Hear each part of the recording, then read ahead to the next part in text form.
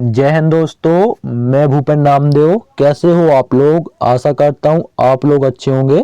जैसा कि आप स्क्रीन पर देख रहे हो, यह पेपर दिल्ली पुलिस कांस्टेबल का प्रीवियस ईयर का पेपर है।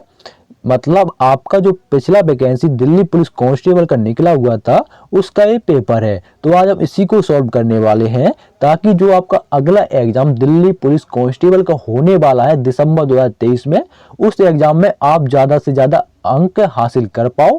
अगर आप ये दिल्ली पुलिस कांस्टेबल का प्रीवियस ईयर पेपर सॉल्व करोगे तो आपको यह फायदा होगा कि आपको ये आसानी से पता चल जाएगा कि जो आपका दिल्ली पुलिस कांस्टेबल का जो एग्जाम होता है उसमें प्रश्नों का लेवल क्या रहता है। मतलब प्रश्न कठिन पूछ जाते हैं कि सरल पूछ जाते हैं, इसके अलावा किस किस टॉपिक से आपके प्रश्न आते हैं।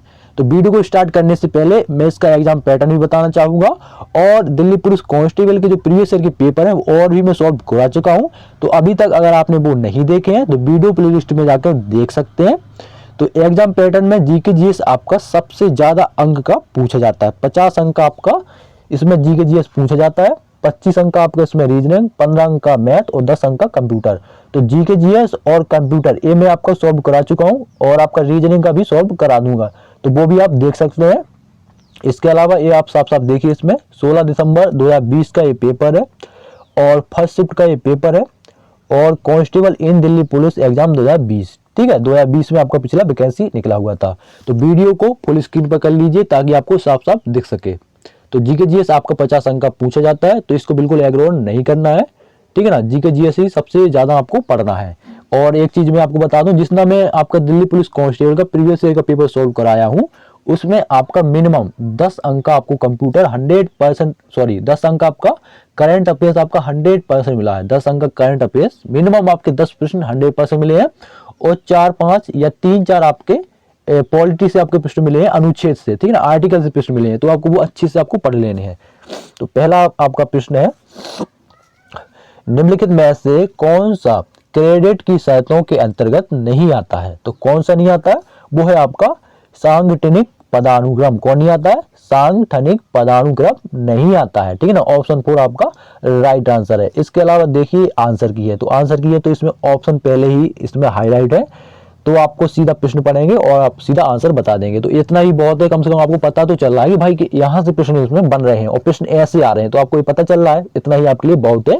ठीक है, तो अगला प्रश्न है, निम्नलिखित में से किस वर्ष में जर्मन विशेषज्ञ डाइट्रिच वैन रिस ने भारतीय वन अधिनियम प्रतिपादित किया था? तो कब किया था? वो किया था 1865 में। कब किया था? 1865 ईस्वी में किया था।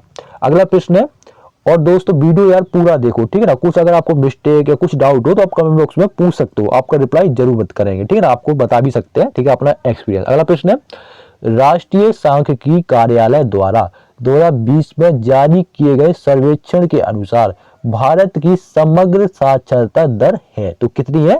ये आपका प्रश्न बार बार रिपीट होता है, ठीक है ना। तो कितनी है? वो है आपकी 77.7%। कितना है? 77.7%। इसके अलावा जो आपके प्रश्न होते हैं ना, तो वो रिपीट होते रहते हैं, ठीक है ना, तो वो आपके अदर एग्जाम में भी काम आ जाते हैं। अगला प्रश्न है आपका, देखो पॉलिटी का है, भारतीय संविधान के निम्नलिखित में से किस भाग में नागरिकता का वर्णन किया गया? तो वो कौन सा भाग है जिसमें आपका नागरिकता का वर्णन किया गया? वो है आपका भाग 2। किसमें? भाग 2 में आपका नागरिकता का वर्णन किया गया है। Option 1 right answer. देखो पहला आपका करंट अफेयर्स आ गया। हाल ही में मई 2020 में भारत के निम्नलिखित में से किस राज्य ने खेल को उद्योग का दर्जा प्रदान किया है? तो वो कौन सा राज्य है? वो है आपका मिजोरम। मिजोरम राज्य ने खेल को उद्योग का दर्जा दिया है। अगला प्रश्न है, निम्नलिखित में से कौन सा पर्व सिक्किम में मनाया जाता है? तो वो कौन सा पर्व है जो आपका सिक्किम में मनाया जाता है? वो है आपका सोनम लोचार। कौन सा? सोनम लोचार। अगला प्रश्न है, निम्नलिखित में से क्या भारत की राजकोषीय नीति का एक भाग नहीं है? तो वो कौन सा नहीं है? वो है आपका मौद्रिक नीति, आपका भारत की राजकोषीय नीति का भाग नहीं है। अगला प्रश्न है, सितंबर 2020 तक की स्थिति के अनुसार भारतीय हॉकी टीम के कप्तान निम्नलिखित में से कौन है? तो वो कौन है? वो है आपके मनप्रीत सिंह। कौन है? Manpreet Singh. Option 3 right answer. अगला प्रश्न है, वर्मी कंपोस्टिंग डॉट डॉट की सहायता से खाद तैयार करने की एक विधि है, तो किसके द्वारा? वो है आपका केंचुए के द्वारा। केंचुआ मिट्टी खाता है और फिर वो खाद बनाता है, ठीक है ना। खाने के बाद देखते होंगे वो आप गोल गोल वहां रखता है तो वो अब खाद बनाता है, ठीक है ना। किसानों का मित्र कहा जाता है केचुआ। अगला प्रश्न है, भारतीय संविधान के अनुसार आधिकारिक कामकाज हेतु अंग्रेजी भाषा का उपयोग निम्नलिखित में से किस वर्ष बंद कर दिया गया था। तो आधिकारिक भाषा में आपका अंग्रेजी का पहले जो उपयोग होता था उसको बंद 1965 में कर दिया गया था। कब किया? 1965 ईस्वी में अंग्रेजी भाषा का उपयोग करना बंद कर दिया था। अगला प्रश्न है, अगस्त 2020 में निम्नलिखित में से किसे भारत का निर्वाचन आयुक्त नियुक्त किया गया था। वो कौन है? वो है आपके Rajiv Kumar. Option 3 right answer. अगला प्रश्न है, किसी देश का सकल घरेलू उत्पाद निम्नलिखित में से किन क्षेत्रों में उत्पादन का योग होता है। तो किन क्षेत्रों में होता है? वो होता है आपका देश के प्राथमिक, द्वितीयक और तृतीयक क्षेत्र में, फर्स्ट, सेकंड और थर्ड क्षेत्र में आपका होता है। ऑप्शन 2 आपका राइट आंसर। अगला प्रश्न है, पादप कोशिका में लवक निम्नलिखित में से क्या कहलाते हैं। तो जो पादप कोशिका में जो आपके लवक हैं वो आपके क्लोरोप्लास्ट कहलाते हैं। ऑप्शन 3 आपका राइट आंसर, क्लोरोप्लास्ट। अगला प्रश्न है, निम्नलिखित में से कौन से नए वलय पर्वत हैं। तो निम्नलिखित में से कौन से नए वलय पर्वत हैं। तो वो है आपकी शिवालिक श्रेणी। कौन से? शिवालिक श्रेणी आपके नए वलित पर्वत हैं। Option 4 right answer. अगला प्रश्न है, काशी विश्वनाथ मंदिर निम्नलिखित में से किस नदी के तट पर स्थित है। तो ये आपका गंगा नदी के तट पर स्थित है, जो कि आपकी वाराणसी में यानी बनारस में आपका काशी विश्वनाथ मंदिर है। अगला प्रश्न है, भारतीय संस्कृति पर मुगल प्रभाव के कारण निम्नलिखित में से किस शास्त्रीय नृत्य को पुनर्जीवन प्राप्त हुआ। तो वो कौन सा नृत्य है? वो है आपका कथक नृत्य। कौन सा है? कथक नृत्य, ठीक है ना। कुचिपुड़ी आपको पता होगा, कथकली केरला, कुचिपुड़ी आंध्र प्रदेश, उड़ीसा का, कथक उत्तर प्रदेश, ठीक है ना। शास्त्रीय असम, उड़ीसा का। अगला प्रश्न है, निम्नलिखित में से कौन सी पर्वत चोटी नेपाल में स्थित है। तो वो कौन सी पर्वत चोटी है? वो है आपकी धौलगिरी। कौन सी? धौलगिरी पर्वत चोटी आपकी नेपाल में स्थित है। अगला प्रश्न है, एग्जाम वॉरियर्स नामक पुस्तक निम्नलिखित में से किसने लिखी थी। तो एग्जाम नामक वॉरियर पुस्तक नरेंद्र मोदी, जो कि आपके प्रधानमंत्री हैं भारत देश के, उन्होंने लिखी थी। अगला प्रश्न है, ब्रिटिशकालीन संपूर्ण भारत में प्रांतीय विधानसभाओं और मंत्रालयों हेतु निम्नलिखित में से किस वर्ष में चुनाव कराए गए थे। तो किस वर्ष चुनाव कराए गए थे? वो आपको 1937 ईस्वी में चुनाव कराए गए थे। अगला प्रश्न है, 1782 में निम्नलिखित में से किसने हिंदुस्तान का प्रथम मानचित्र बनाया था। तो वो कौन से व्यक्ति थे जिन्होंने 1782 में हिंदुस्तान यानी इंडिया का प्रथम मानचित्र बनाया था। तो वो है आपके जेम्स रेलैंड। किसने बनाया था? जेम्स रेलैंड ने बनाया था। Option 3 right answer. अगला प्रश्न है, कल्हण नामक लेखक ने अपने संस्कृत काव्य में निम्नलिखित में से कहाँ के राजाओं का इतिहास लिखा था। तो कहाँ के राजा थे जिसमें उन्होंने कल्हण नामक संस्कृत काव्य में लिखा था? वो थे आपके कश्मीर के राजा। कहाँ के? कश्मीर के राजाओं का वर्णन किया था कल्हण में। अगला प्रश्न है, 1940 में बनी अंतरिम सरकार में गृह, सूचना और प्रसारण मंत्री निम्नलिखित में से कौन थे। तो आपको बताना है, 4 व्यक्तियों के नाम दिए गए हैं। वो है आपके वल्लभ भाई झाबेर भाई पटेल। कौन थे? वल्लभ भाई झाबेर भाई पटेल थे। Option 1 right answer. अगला प्रश्न है, निम्नलिखित में से किसे सामाजिक मुद्दों पर उनके द्वारा किए गए कार्य तथा विभिन्न धर्मों के बीच शांति और सद्भाव को बढ़ावा देने के लिए 2020 में पद्म भूषण पुरस्कार प्रदान किया गया। किसको प्रदान किया गया? आप देखिए ऑप्शन में, तो वो प्रदान किया गया श्री मुमताज अली खान को। किसको? श्री मुमताज अली खान को प्रदान किया गया। अगला प्रश्न है,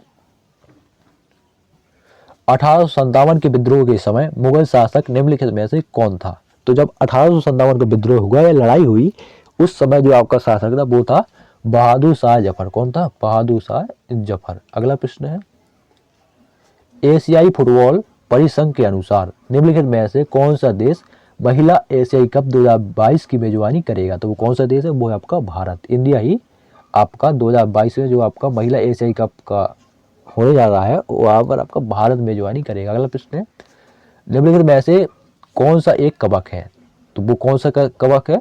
वो है आपका पेनिसिलियम। कौन सा कवक है? पेनिसिलियम। Option 1 right answer. अगला प्रश्न है, निम्नलिखित में से किससे ब्राह्मण ने अपना पारंपरिक व्यवसाय त्याग दिया और कर्नाटक में सफलतापूर्वक एक साम्राज्य की स्थापना की। तो वो कौन से ब्राह्मण थे? वो है आपके कदम मयूर शर्मन। कौन थे? कदम्बयू श्रवण, ऑप्शन 1 राइट आंसर। अगला प्रश्न है, कर्नाटक संगीत डॉट डॉट में प्रचलित है। तो कर्नाटक संगीत कहाँ पर प्रचलित है, किस राज्य या किस स्टेट में प्रचलित है, वो आपका तमिलनाडु में प्रचलित है। कहाँ पर, तमिलनाडु, ऑप्शन 2 राइट आंसर। अगला प्रश्न है, औषधि के क्षेत्र में योगदान हेतु निम्नलिखित में से किसे पद्मश्री 2020 पुरस्कार से सम्मानित किया गया है। तो वो कौन से व्यक्ति हैं जिनको आपका पद्मश्री 2020 से सम्मानित किया गया है, वो है आपका पुरुषोत्तम दधीच। किसको, पुरुषोत्तम दधीच को सम्मानित किया गया है, ऑप्शन 2 राइट आंसर। अगला प्रश्न है, निम्नलिखित में से किस प्रकार की कृषि मानसून तथा मृदा की प्राकृतिक उर्वरता पर निर्भर करती है। तो वो कौन सी कृषि है, वो है आपकी प्राचीन निर्वाह कृषि। कौन सी, प्राचीन निर्वाह कृषि, ऑप्शन 1 राइट आंसर। अगला प्रश्न है, बुवाई का समय प्रारंभ होने से पूर्व भारत सरकार फसलों का न्यूनतम समर्थन मूल्य क्यों घोषित करती है। क्यों घोषित करती है, वो कीमतों की अस्थिरता से किसानों को सुरक्षा प्रदान करने के लिए करती है, ऑप्शन 2 राइट आंसर। अगला प्रश्न है, प्राचीन भारत में पत्थर के औजार बनाने के लिए निम्नलिखित में से किस तकनीक का उपयोग किया जाता था। तो वो कौन सी तकनीक थी, तो आपका जो पत्थर के औजार बनाए जाते थे वो आपका प्रेशर फ्लेकिंग की वजह से बनाए, किससे, प्रेशर फ्लेकिंग के द्वारा बनाए जाते थे, ऑप्शन 4 आपका राइट आंसर है, प्रेशर फ्लेकिंग। अगला प्रश्न है, मानव नेत्र के मतलब मानव की जो आंख होती है, मानव नेत्र के निम्नलिखित में से किस भाग पर चित्र बनता है। तो किस भाग पर, मतलब जब आप देखते हो तो कौन सा वो भाग होता है जहाँ पर आपका चित्र बनता है, तो वो आपका रेटिना पर बनता है। कहाँ पर, रेटिना पर। ये प्रश्न बहुत पूछा जाता है, आपका हाई स्कूल भी की साइंस से आपको मिल जाएगा, ठीक है ना। राष्ट्रमंडल खेल महासंघ के निर्देश अनुसार 17वें राष्ट्रमंडल युवा खेलों का आयोजन निम्नलिखित में से किस वर्ष किया जाएगा। तो जो आपके 17वें राष्ट्रमंडल युवा खेल हैं वो आपके 2023 में, कब, 2023 में आपके आयोजित किए जाएंगे, ऑप्शन 4 राइट आंसर। अगला प्रश्न है, प्राचीन भारत में मोटे अनाजों की कृषि के साक्ष्य निम्नलिखित में से किस स्थल पर पाए गए। तो कहाँ पर पाए गए, वो है आपके हल्लूर। कहाँ पर, मोटे अनाजों के जो आपके साक्ष्य पाए गए, सबूत पाए गए, वो आपके हल्लूर में पाए गए, ऑप्शन 2 राइट आंसर, हल्लूर। अगला प्रश्न है, किसी नगर निगम द्वारा अर्जित धन का 25 से 30% भाग निम्नलिखित में से किस कर से प्राप्त होता है। तो किस कर से प्राप्त होता है, वो आपको संपत्ति कर, किससे, संपत्ति कर से प्राप्त होता है, ऑप्शन 2 राइट आंसर। अगला प्रश्न है, निम्नलिखित में से कौन सा प्राधिकरण औपचारिक ऋण स्रोतों की कार्य प्रणाली का पर्यवेक्षण करता है। तो वो कौन सा आपका प्राधिकरण है, वो है आपका भारतीय reserve bank, RBI, reserve bank of India, option 2 आपका राइट आंसर है, भारतीय रिजर्व बैंक आपका प्राधिकरण करता है। अगला प्रश्न है, ए हैंडफुल ऑफ नट्स नामक पुस्तक द्वारा लिखी गई है। तो किसके द्वारा लिखी गई है, ए हैंडफुल ऑफ नट्स, ये आपका रस्किन बॉन्ड द्वारा लिखी गई है, a handful of nuts Ruskin Bond, option 1 right answer. अगला प्रश्न है, निम्नलिखित में से कौन सी नदी पूर्व की ओर प्रवाहित करती है। तो वो कौन सी नदी है, वो है आपकी ब्रह्माणी। कौन सी, ब्रह्माणी नदी आपका पूर्व की ओर प्रवाहित करती है, ऑप्शन 3 आपका राइट आंसर। अगला प्रश्न है, उच्च तापमान और भारी वर्षा वाले क्षेत्रों में निम्नलिखित में से किस प्रकार की मृदा का निर्माण होता है। तो जहां उच्च ताप और भारी वर्षा होती है वहां पर लेटेराइट मृदा, कौन सी, लेटेराइट मृदा या मिट्टी का निर्माण होता है, ऑप्शन 2 राइट आंसर, लेटेराइट। अगला प्रश्न है, अपनी निम्नलिखित में से किस पुस्तक में महात्मा गांधी ने लिखा है कि 1909 में भारतीय सहयोग से भारत में ब्रिटिश शासन की स्थापना हुई थी। तो वो कौन सी पुस्तक है, वो है आपका हिंद स्वराज। हिंद स्वराज में उन्होंने यह वर्णन किया गया है, तो ऑप्शन 3 आपका राइट आंसर। अगला प्रश्न है जनगणना से, 2001 की जनगणना के अनुसार भारत का सबसे अधिक जनसंख्या वाला राज्य निम्नलिखित में से कौन सा था। ठीक है, तो भाई था और है वो है आपका उत्तर प्रदेश, ठीक है ना। उत्तर प्रदेश आपका सबसे ज्यादा जनसंख्या वाला राज्य है और सबसे कम जनसंख्या वो आपकी सिक्किम की है, और क्षेत्रफल में सबसे ज्यादा राजस्थान और क्षेत्रफल में सबसे कम गोवा। ठीक है, अगला प्रश्न है,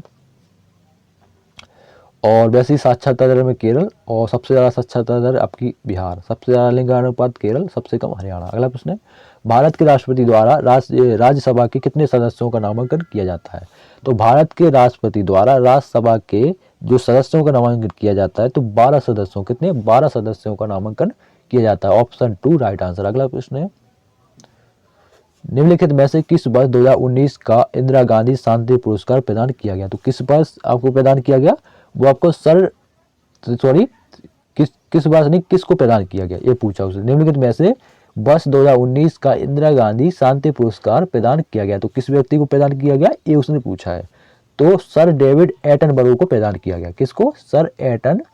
सर डेविड एटनबरो को। ठीक है ना, ऑप्शन 3 राइट आंसर। अगला प्रश्न है, निम्नलिखित में से कौन सा विषय भारत सरकार की राज्य सूची का भाग है? तो कौन सा विषय है? वो है आपका कृषि। ठीक है ना, कौन सा? कृषि। तो ऑप्शन 4 आपका राइट आंसर। अगला प्रश्न है, निम्नलिखित में से कौन सा भारत की राजकोषीय नीति का मुख्य उद्देश्य नहीं है? तो कौन सा उद्देश्य नहीं है? वो आपका विदेशी मुद्रा में बाजार में स्थिरता। कौन सा? विदेशी मुद्रा बाजार में स्थिरता, ये आपका राजकोषीय नीति का उद्देश्य नहीं है। ऑप्शन 2 आपका राइट आंसर। अगला प्रश्न है, निम्नलिखित में से कौन सा मृदा में उपस्थित एक बेहद पोषक तत्व होता है? निम्नलिखित में से कौन सा मृदा में उपस्थित एक बृहद पोषक तत्व होता है? तो कौन सा? वो है आपका मैग्नीशियम। कौन सा? मैग्नीशियम। अगला प्रश्न है, निम्नलिखित में से कौन सा संगीतकार रामपुर सैसवान घराने से संबंधित है? तो वो कौन सा आपका संगीतकार है? वो आपका मालिनी राजूरकर। कौन सी? Malini Rajurkar. Option 2 right answer. अगला प्रश्न है, निम्नलिखित में से कौन सा केरल का एक नृत्य रूप है? तो केरल का जो आपका नृत्य है वो है आपका मोहिनीअट्टम। मोहिनीअट्टम आपका केरल का नृत्य है। शास्त्रीय नृत्य है केरल का मोहिनीअट्टम, और आपका कथकली है। कुचिपुड़ी आंध्र प्रदेश, शास्त्रीय आपका असम, भरतनाट्यम आपका तमिलनाडु। ठीक है। अगला प्रश्न है, अगला और आखिरी, क्योंकि जीएस 50 अंक का पूछा जाता है।